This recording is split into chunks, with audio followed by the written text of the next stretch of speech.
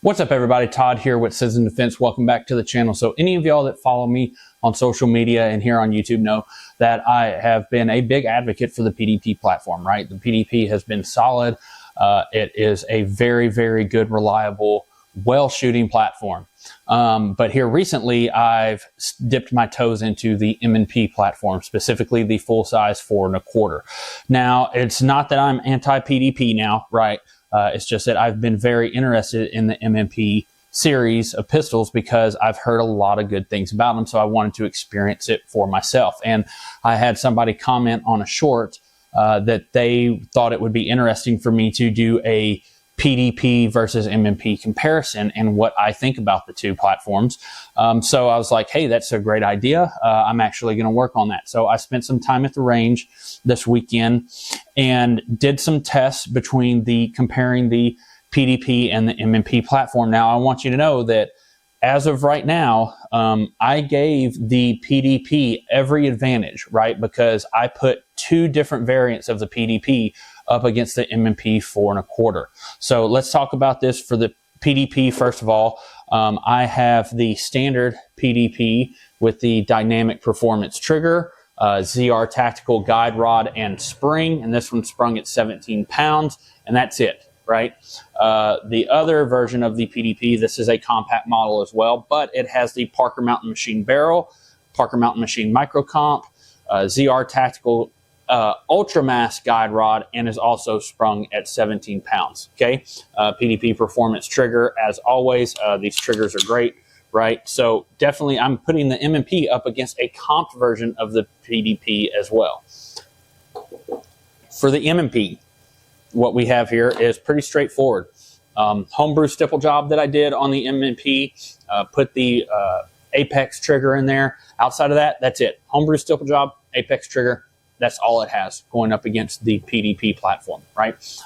So the first thing that I noticed about the M&P when I was just zeroing it in is that it is a very, very soft shooting platform right out of the box. And they come with a stainless steel guide rod. I'm not sure exactly what the spring weight is on it, but the way this gun feels in the hand, the way it shoots the recoil impulse, it is a very, very soft shooting platform, and I don't feel anything to change anything on this thing in relation to guide rods, spring weights, things like that. Like I said, the only thing that I changed was out the trigger, put the apex in, and I have mine set like the 2.8 pounds, like the second from the lightest, and it's pretty similar to the dynamic performance trigger of the PDPs. Now, let's go in and take a look at some close footage of what the recoil impulse looks like on the PDP versus the M&P.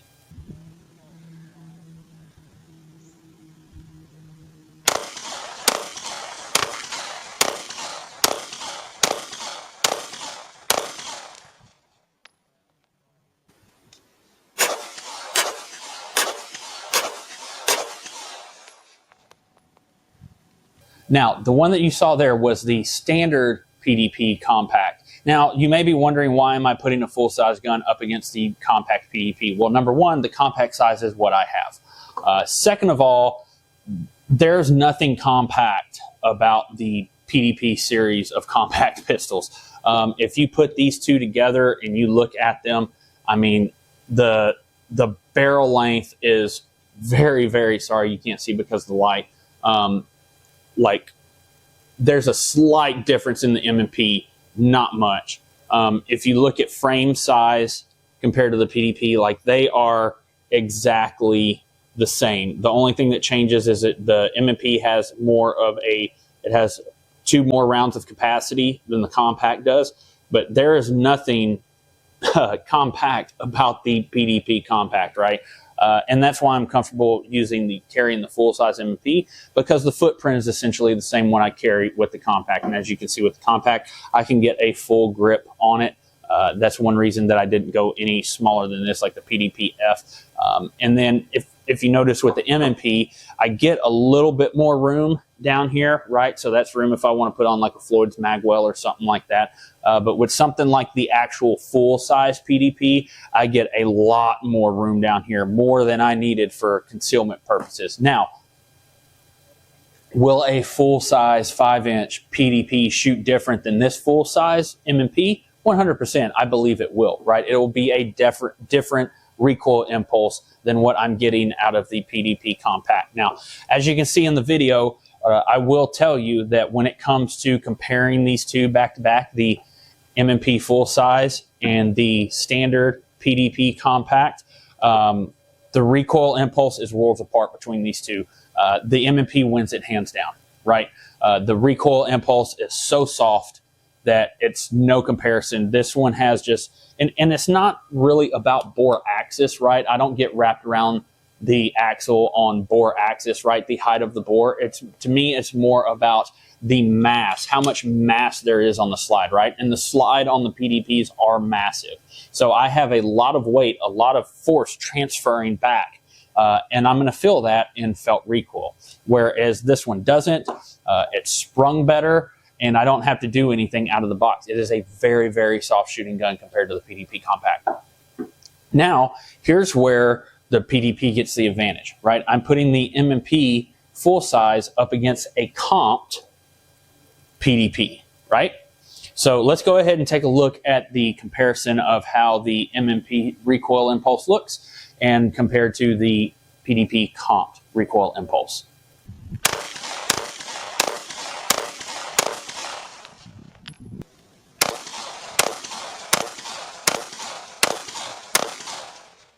Now, as you can see there, both of these are very, very soft shooting platforms, right? The PDP comped is one of my favorite setups. Probably won't get rid of that. I don't know. We'll see in the future.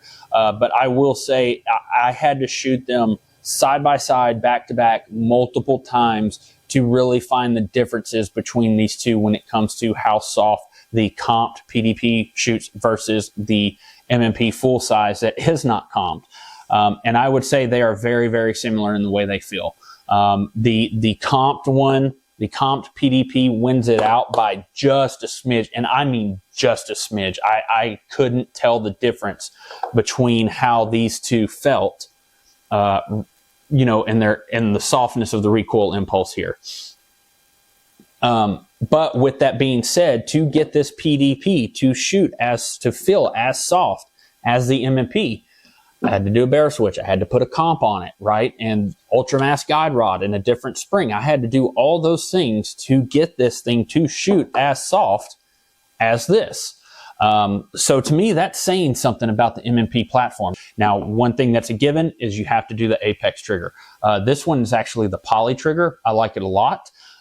It's about $80 cheaper than the standard Apex trigger and also $80 cheaper than the dynamic performance trigger. Or you're probably thinking, well, Walther has these in it, right? But you're still going to pay that markup with the trigger in that platform, right? Versus the standard. So keep that in mind. If I want the PDP to shoot as soft as this, you're going to have to spend $65 in guide rod, spring. It's another $365 for barrel and comp. And then if you're putting the trigger, because you want to be the trigger the same, or you're buying it with it, right? Or the Pro E platform that they have now. I mean, you're really getting up there with the overall base price of the gun. For both of these, when it comes to optic mounting platforms, you really need to get an aftermarket plate. I'm too lazy to wait for or too impatient to wait for the one that comes for the PDP. And then the M&P, they just come with plastic shims and they're not worth the shit, right? So you need to get a quality plate. And on every single one of these, I run a calculated kinetics plate. I really like their stuff. They have awesome products and awesome customer service.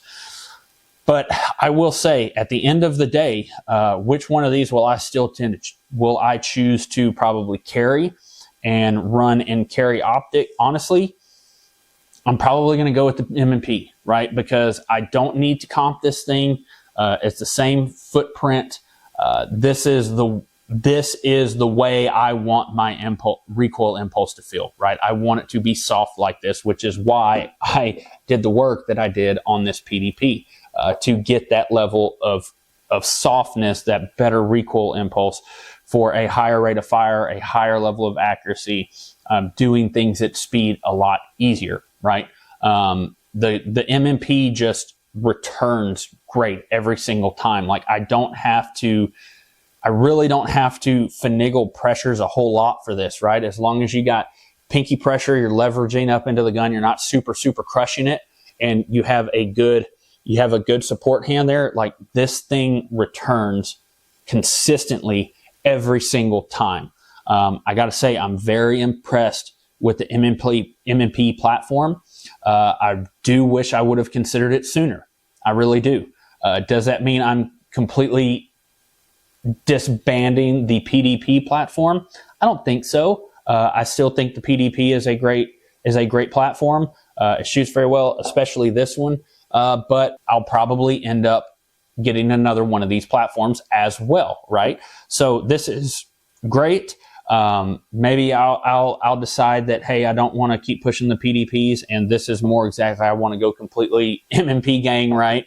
But this is a wonderful platform. I would recommend both of these platforms to anybody. Absolutely would recommend both of these platforms to anybody. But there are a few nuances. There are differences between the two, depending on what you're looking for and where you want to go.